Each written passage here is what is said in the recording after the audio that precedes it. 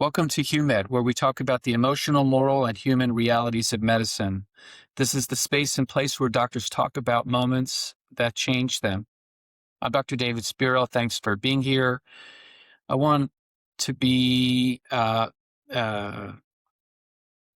open with our viewers. This talk may be difficult. We're going to be talking a lot about trauma, but I'm really, really, really excited to have Dr. David Shapiro back as a guest. He's a physician, and he's also a trauma surgeon. He's a physician executive. He's an author. He's an educator, patient safety expert, an injury prevention thought leader, and board certified in surgery, surgical critical care, and palliative care.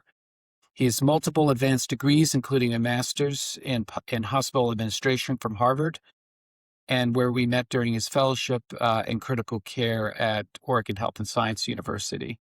Most importantly, Dr. Shapiro is a friend and is now our first returning guest. Welcome to the show, David. Thank you, Dr. Spiro. I am glad to be here. Dr. Spiro, glad to be here. I'm not glad under the circumstances, though. I think the interaction we had today was let's talk about this topic because it's important. Yeah, I think it's interesting. So if I may, I'm going to start with a little story that'll start please. yesterday and then go back a bunch of years. So yesterday I saw a movie. I saw that movie Mercy that just came out, and it's about AI being judge, jury, and executioner for capital crimes. And it's an interesting movie. It was, it's Chris Pratt. I'm mad on him, but it was entertaining.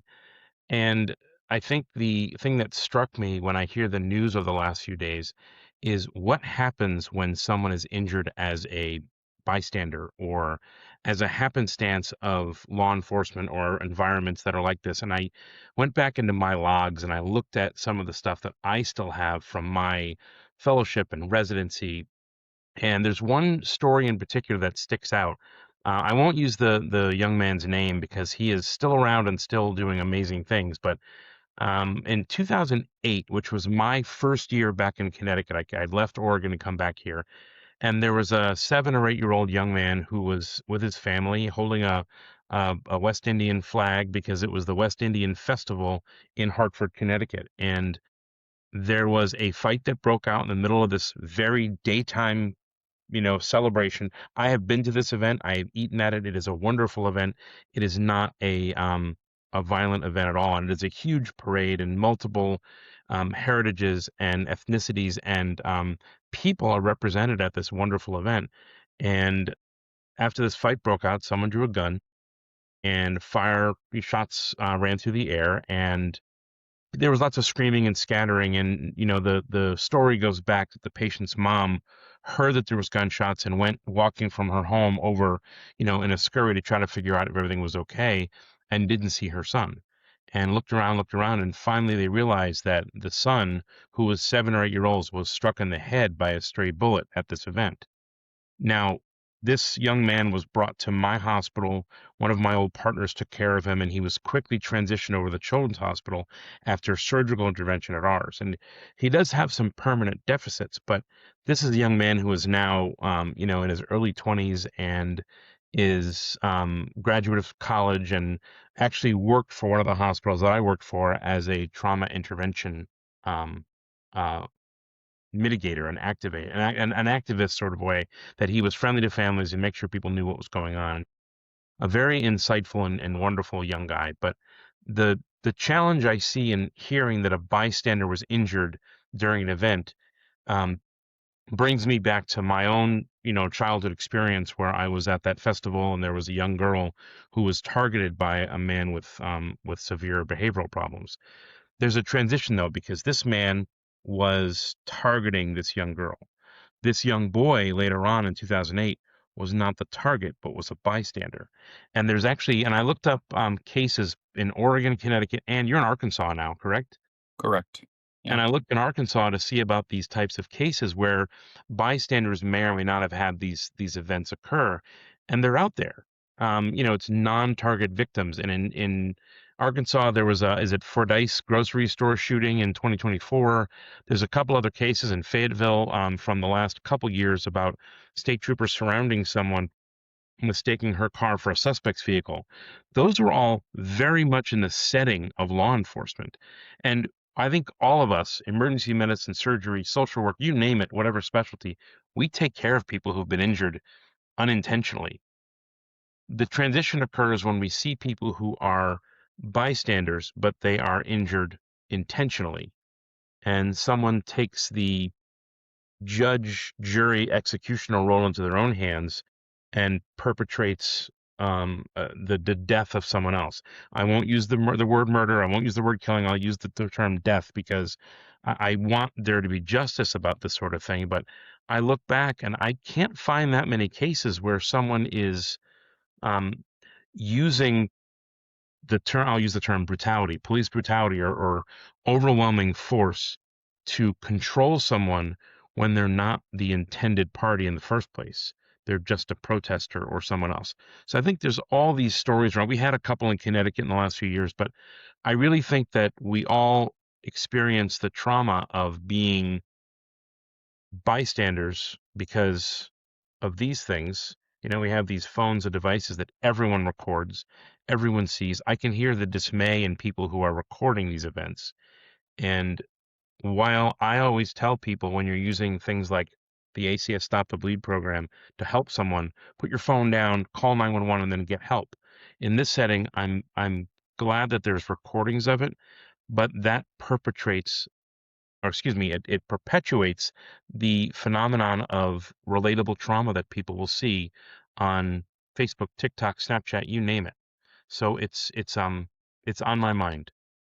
So, David, I want to go back to the case because I do want to reconstruct that because I think there's some opportunities to learn some things about that. But then I do want to talk a little bit more about gun violence and this concept of bystander violence, which really I have not thought about deeply. And I think it's interesting, especially in light of the Minnesota shooting that just happened recently with this bystander. So this child was sent to your facility because the facility that you were at the time was probably the closest trauma center, but not a pediatric trauma center. Is that correct? Correct. It was the closest trauma center, and we were the ones receiving that area of the city. And so when we think about trauma, at least from the emergency medicine standpoint, I'm assuming it's the same for you as a trauma surgeon. We think about the dichotomy of penetrating versus blunt trauma, and this is obviously penetrating trauma when it's gun violence. This child was struck, you said in the head. So did he have a penetrating head wound? He did. So, what actually happened? You said that there was some interventions at your hospital. Did you all perform a craniotomy or a burr hole with maybe one of your neurosurgeons, or did you do that? What actually happened? And then, because I assume, because we learn in advanced trauma life support, my limited understanding, I know you're an instructor and you've done this real time so much more than myself, but for it's treat life-threatening injuries first and foremost, and then uh, do whatever you can to stabilize the child. And then if you don't have the resources, stabilize, then transfer. Are those principles pretty accurate? They are. So this so I was not the surgeon on. I know the story because I knew the young man after the fact, and I knew his mom. The so-called march, or we kind of abandoned the world of ABCDE in the world of trauma for XABCDE, dealing with exsanguinating trauma first, or massive hemorrhage. In this situation, he had an isolated brain injury. It was a gunshot, so it's penetrating injury to his brain. The trauma surgeon that was on, as soon as he heard things were happening, called the neurosurgeon in, and the neurosurgeon happened to be in the hospital already. So it was kind of not a magical thing that happened, but the coalescence of good care was possible. The transfer over to the Children's Hospital would have taken an extra probably 20 to 30 minutes to do, and I From the think scene, because from the scene. no, from the hospital. I I see. I don't know why the ambulance didn't go to that hospital initially, but I believe the reason was that the area was closer to our hospital. The West Indian Day parade was a big, long parade on Main Street, and it went from the north end to the south end. This happened in the north end, which is where, and they would have had to pass our hospital to get there, which is against the rules both in Connecticut and for back then ACLS or ATLS. So he was treated with our hospital. The intention was to transfer. Neurosurgeon was in the building and had privileges at both hospitals. So went in, decompressed, and made sure that there was an opportunity to save this kid's life early, and then I believe followed him to the Children's Hospital and took care of things more definitively there. So he did well. He was in the hospital for, over a week and a half in the ICU, but recovered remarkably. And, children are amazingly resilient, but there's only so much you can do for a gunshot wound. So he did recover. Yeah, I just reflect real quickly. We had a horrific case of a 12-year-old child recently that shot himself in the temple, intentional on his end, and came to us, and not only with what we call a Glasgow Coma scale of 3, which is the lowest score you can get, but he was also in shock. Um, I will say that I've been really appreciative about what our trauma surgeons have done to educate us in the pediatric ER, because I think trauma surgery and trauma care has really led with the idea that we need to get blood to patients as soon as possible, which is why I think you have the X in front of the ABC, airway, breathing, circulation, disability, exposure. But I'm convinced that this child who came to us in a pretty extreme state survived at least a few days for the family to say goodbye, because we were able to get what we call massive transfusion protocol, and very quickly. I also had another case, David, of a child that came in with a very, very, very, very bad bleeding from the rectum, that it ended up being a Meckel's, which is, I think, the first time that I ever, and he was exsanguinating. And we initiated the massive transfusion protocol, which really we've learned from our trauma team. And within an hour, he looked so incredible. He came in like pale, like totally pale, and it's incredible how much medicine has changed. Because when I was in medical school, we were taught you give crystalloids, you give saline first, and then saline, saline, saline, and then after saline. And I believe ATLS taught this for a while, Mhm. and I think it's appropriate that we're giving blood early and fast. What is that accurate? Yeah, I think, and I'll adjust your statement this much by saying that we want to give blood early when it's required. I think, if the problem is blood loss, give blood. There's and if people have heard me speak before, I have this very particular concept that the trauma programs in the world are all encouraged and actually required to have a massive transfusion protocol. And for those that are out there that don't know what that is, this is a concept where we have a balanced resuscitation with blood. So instead of giving a liter or two en route to the hospital, then we give 2 liters of crystalloid in the hospital, and then we wait and transition over to blood. Then we've made them diluted, diluted, diluted. We've also increased the acidemia that they have because saline and lactate ringers both are acidic solutions. And we don't give them back what they need, which is in exsanguination, oxygen carrying capacity with blood. The massive transfusion protocol looks at early administration of whole blood products, then a balanced approach using red blood cells, fresh frozen plasma, platelets, and then making sure we balance that with cryoprecipitate and or giving fibrinogen, which is another benefit that has its own resuscitative ability. This is all the concept of if you lost it, replaced it. If you lose it, replace it. The challenge I see is that there's a period of time, and most places in the country do not have whole blood in the field. We are beneficial. We are benefited in Northeast, especially in the greater Hartford area, that our EMS crews carry blood. It's carried by the paramedic fly cars. They can get it to scenes pretty quickly, so they can get a unit of whole blood very fast. That's wonderful. Most places don't have that. So when it comes to transfusion and it comes to management, what we should be looking at more is not just a massive transfusion protocol, but a massive hemorrhage management process. As soon as you have an injury, we need bystander, and this is important for the cases we're talking about in Minnesota. Both Renee Good and Alex Preddy, excuse me. And I think the if you have bystanders or you have the ability to provide self care when you're injured, if you staunch that bleeding early, you're going to decrease the total blood loss you have, which results in survivability. And when you If say you don't, staunch, you mean applying direct pressure. whether it's staunching is direct pressure packing or a tourniquet, any of those three things can stop blood flow from leaving your body, which is what we want. But that means it can be provided by the person themselves. If they're shot in the leg and they're awake and alert, they can do it.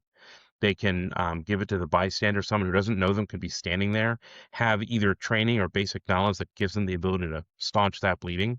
And then the immediate first responders that are maybe less trained police or fire or other people that are there, or in certain situations, when our police department in the city of Hartford has a officer involved shooting, which is extremely unusual for them, they render care immediately because the point is to stop and reduce danger for others.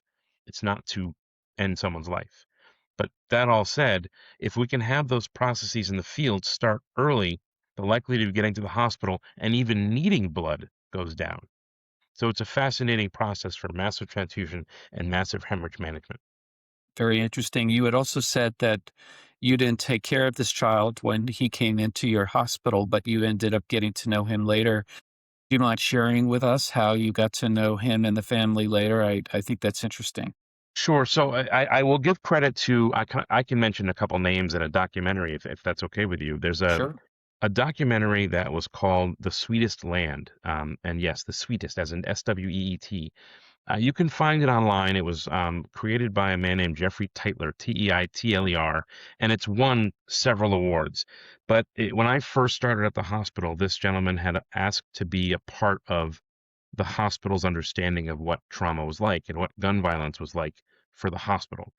And what started as a documentary leaning towards how can we prevent gun violence really changed into a documentary on what we're doing now is not effective. And these programs that are out there that get funded with millions of dollars that are not hospitals are really not focused on the right. They're looking at job programs, which are important. They're looking at alternatives to incarceration, which are important, but they're not looking at the root cause of gun violence, which is exposure to trauma and the means exist. So this documentary is fabulous. He did a wonderful job of it. There's a couple cuts out there, and if you find it, watch it. But one of the families that he interviewed was this gentleman, this young man and his mother, who then came to several events with the documentary to be present.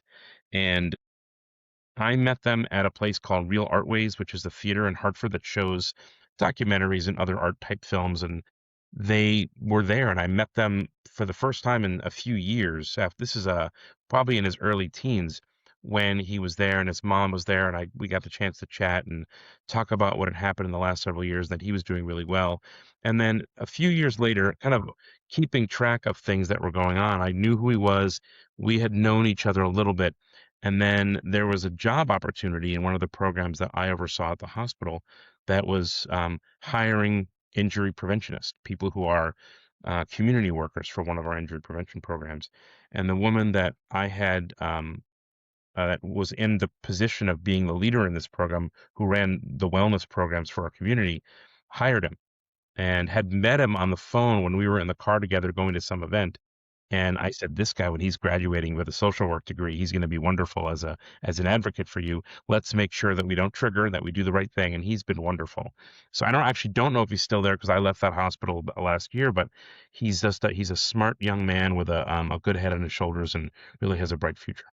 Well, that's incredible. It's that must make you as a trauma surgeon feel incredible that you can actually take a child who would have naturally passed away 100 years ago with the lack of modern medicine and modern trauma care and be able to see a child or adults in your career actually walk out of the hospital. That must be one of the most fulfilling things. Is that fair? I would say that It's one of the things that really makes us feel the human side of being a physician is that you can see someone benefit from your work. And we know that a traumatic event will affect not only the victim of that trauma, but the other secondary victims who are mom, dad, parent, brothers, sisters, girlfriends, boyfriends, other friends, everyone in between who knows that person is affected by it. If you save a life, it doesn't change the trauma they experienced, but it can make the trauma they experienced evolve into what can be a learning experience for others and change the way you go about things. So we've never talked about this during our first episode, but were you in Connecticut when the horrible massacre occurred at Sandy Hook But at yes, the elementary school? Did your hospital receive any of the children? so the sad story is that none of the hospitals got many children. Um, the one hospital that did, if I remember correctly, because I got a phone call about it later, was in Danbury, Connecticut, which is probably equidistant. So the Sandy Hook is right in the middle of I-84 between Hartford and Danbury. And, most of the kids that were there were injured so severely that they didn't transport anywhere. Um, and if you know the story behind the Stop the Bleed program, this all happened because of these events. And I'll mention a brief story if that's okay with you. There's Please. a very well-known and well-respected man named Lenworth Jacobs. Dr. Jacobs, who is still around, he's retired from clinical work, but he's one of those amazing mentors who just was since I was a pre-med student, I've known this man, and we chatted a couple weeks ago because we still keep in very close in touch. Uh, He looked at this event at Sandy Hook and wanted to know more. So the story goes that he had looked at the autopsy results of all the children, actually of all the people that were injured at this event, and made a determination based on his, you know, 40 years of being a trauma surgeon that had someone intervened earlier, that most of these young people died of bleeding in addition to their severe injuries. So if you can stop the bleeding, you can at least get them to the point of the hospital. Now, that's not saying, for anyone listening out there saying, oh my gosh, they wouldn't, these likely would have not survived. But if we can help anyone who's injured and has a bleeding emergency by stopping the bleeding early, then the likelihood of getting better, it happens. So he convened that phenomenon called the Hartford Consensus, which was a group including then, I think he was then Attorney General of Connecticut, Blumenthal, um, Vice President Biden, Len Jacobs, a few others from other places around the world, around the country rather, and some very smart people, including this guy Jacobs, who they convened this Hartford consensus and came up with a threat assessment, which is a whole other level that we'll talk about another day. But it included making sure that we treat bleeding early and treated at the scene. And it became this phenomenon that now has more than 5 million people trained and has more than 100,000 instructors and has been around. This is actually the 10th year of the event of the training because that event happened about 12 years ago. Um, but yeah, we learned a lot from that. But I hate to say this way, but those names of those children will be indelible in our minds for decades to come. The names Renee Good and the names of other people that have been injured. Alex Preddy, for instance, are one of those are some of those names that will be equally indelible in the future because we will see hopefully change from those experiences. So I'm curious from your extensive background in trauma and um, uh, managing hospitals and all the different things that you've done, and as a human being, what how has the Minnesota shootings, both Renee Good and this last shooting of a nurse, how has it affected you? Like, what are you thinking about when you're seeing reports of these shootings and under the circumstances of ICE agents coming to deal with these people? I think so. My concern is always for the safety of people.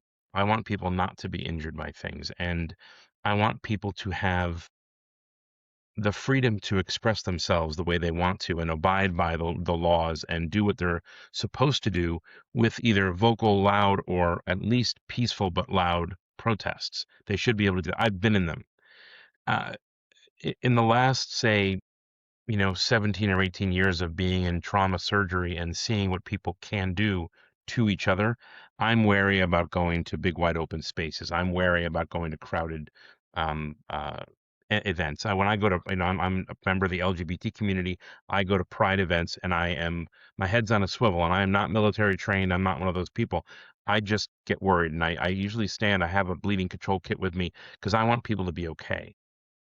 I think that the challenge we all have is that now we've experienced this trauma as well. And when you hear, and I'm going to say something that may sound a little controversial, but when people hear, oh, the victim of this shooting was a person of color, or they hear they were an immigrant, or they hear they were illegal, so-called illegal, or an undocumented person, or someone who is unhomed, or someone who has had other trials and tribulations with the law, people give that little caveat to themselves. Well, they were injured, but they were in the wrong place at the wrong time, or they were doing something wrong. I don't think that the videos that we've seen show that these folks were doing things wrong.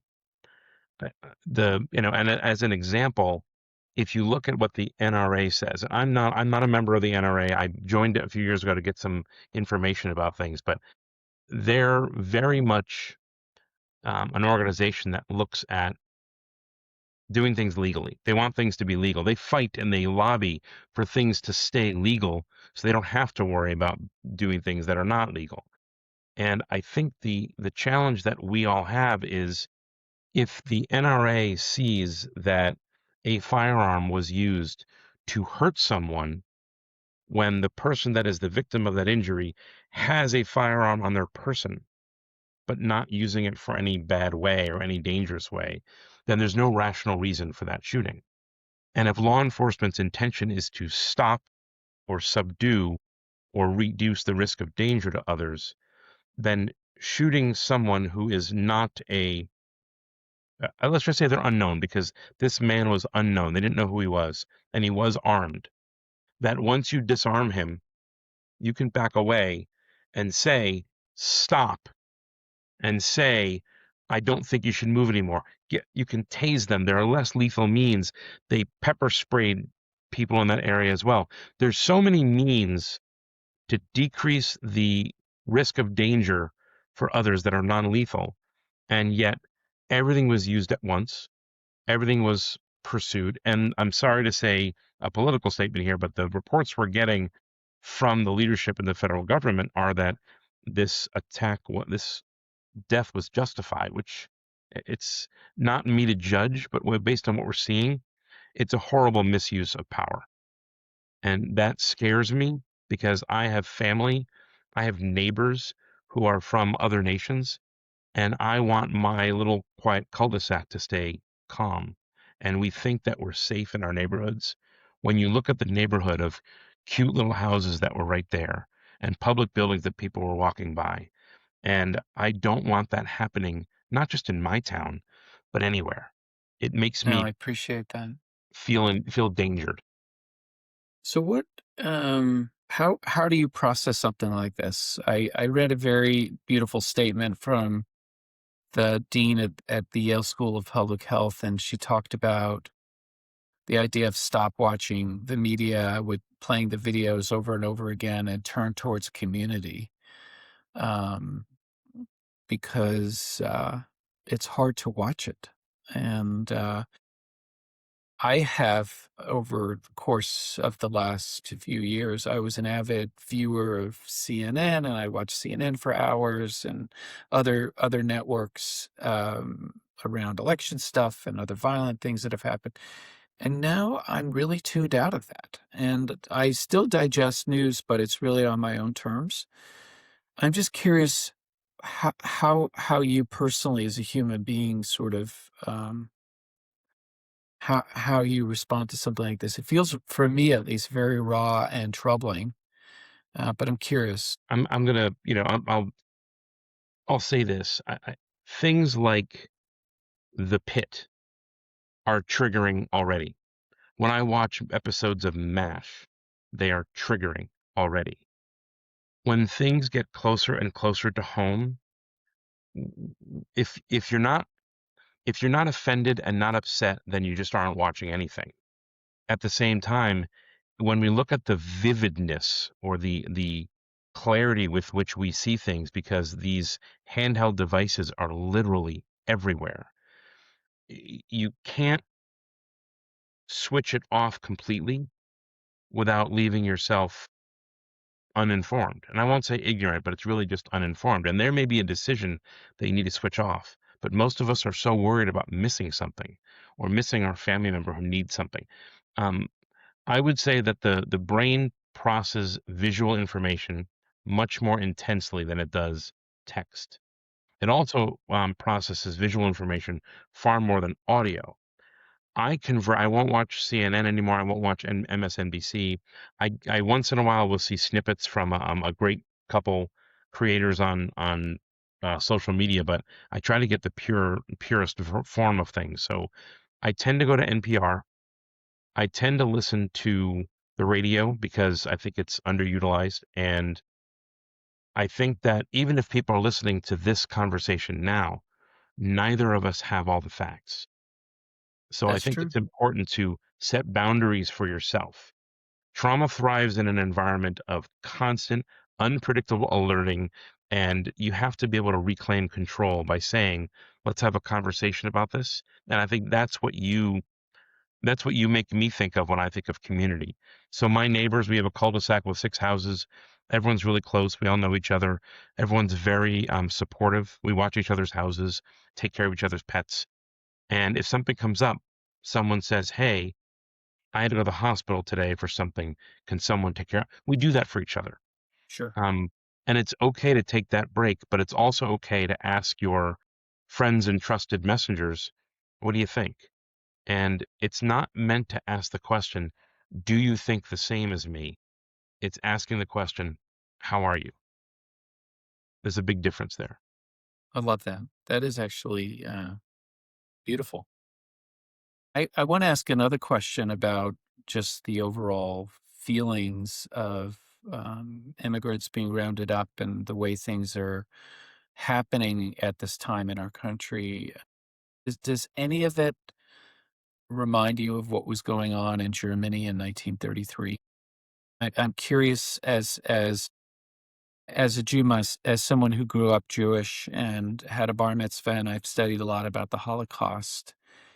There's some aspects of what's happening that feel very much like Germany 1933, and I'm curious if that's come up for you at all. It comes up to me. So, there's so much to unpack when you think about that concept. And as a guy who was raised Jewish, I don't practice religion now. I think it causes a lot of strife. Same, same. And there are some both religious, ethnic heritage and xenophobic elements of all of this. What we don't want to do is become what Germany became back then. And really, it's what the Third Reich became. It's not, I won't say that it's Germany because it's not fair to ascribe that experience to Germans of today. I have Polish, Russian, well, I have I'm like 99.9% Ashkenazi Jewish. I don't have any other ethnicity. So I don't own that, but I have family who are from Poland and Russia and Lithuania. And the comparison is clear. We are putting people in detention centers. We are rounding them up because we don't think that they belong here. We are not being as discerning as we need to be. And we are not obeying our own First Amendment, our 14th Amendment, and our Fourth Amendment about due process and search and seizure and doing the things that we think is right. Yes, there has been a challenge with our border in the past. I will say that. But if our nation was founded on the fact that we were leaving the atrocities or the um, Aryanism of the past, we don't need to repeat that danger. We need to figure out a better way to do it. And we know a lot of things that have gone on. America, this country was built by people who immigrated here on top of the souls and dead of the people who are indigenous tribes to the United States, to what was before the United States. So we have to keep doing what we're doing by recognizing those folks, speaking out, and making sure we feel supported. But now we're getting into the point where when we speak out, or when we merely just try to protect someone who is being apprehended, we're at risk ourselves. So I think we have to be cautious, but we have to be loud. And that's where these things come in. Be obvious on your social networks, and be obvious what you think and what you say, but do that with your own level of caution. Um, I think of all the things that are being written now about what's going on right now. And the scary part for me is I'm one of those people that should be ousted. People who wore not only a yellow star on their clothes, but a pink triangle on their clothes back in the 30s and 40s. They were people that were like me and you, and yet they were thought to be separate, different, and evil, and were eliminated, murdered in cold blood for no reason other than for the nature of their backgrounds and their birthright, which is simply unjust. Well, it definitely stirs up what's been happening in recent events, just stirs up a lot of feelings like that for me, for sure. And I really appreciate you coming on the show and being our first repeat guest on HUMED. And anything else that you'd like to say as we wrap it up? Any I, I teaching points or any other I will thoughts? say one thing to the communities that are out there is, if you are a medical person, if you're a medical student, if you're a nurse, if you're someone who's in the health or wellness field and you feel strong that you want to go and protest, do it. My secondary caveat to that is, do it carefully. I'm not going to say responsibly. I'm not going to say caution. I'm going to say carefully.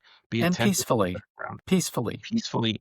Yeah, I I don't carry a firearm where I go. I won't judge anyone who does, because if it's your right, it's your right. And you should be able to do that. It also shouldn't be the reason that you're a target. But just be careful. Be cautious. Know your rights, but also go in a group so you're not alone. Support the people you know, and let people know that you're going. Well, David Shapiro, you are an incredible human being. Thanks for reaching out. Thanks for being a second guest. Thanks for being a friend of mine and a friend of HUMED's now. And um, would love to have you back on a third time at some point. Well, thank you. We'll get to that 5 club eventually, right? But I appreciate how you are able to help tell these stories and get people to understand that we are human beings in healthcare, and we're not here to hurt. We're here to help. So thank you. Thank you. For all those listening, please subscribe on YouTube, Spotify, Apple Podcasts, wherever you get your podcast information. We'll be publishing shorts twice a day and at least one long once a week. We're really excited. We have almost 17,000 subscribers at this point.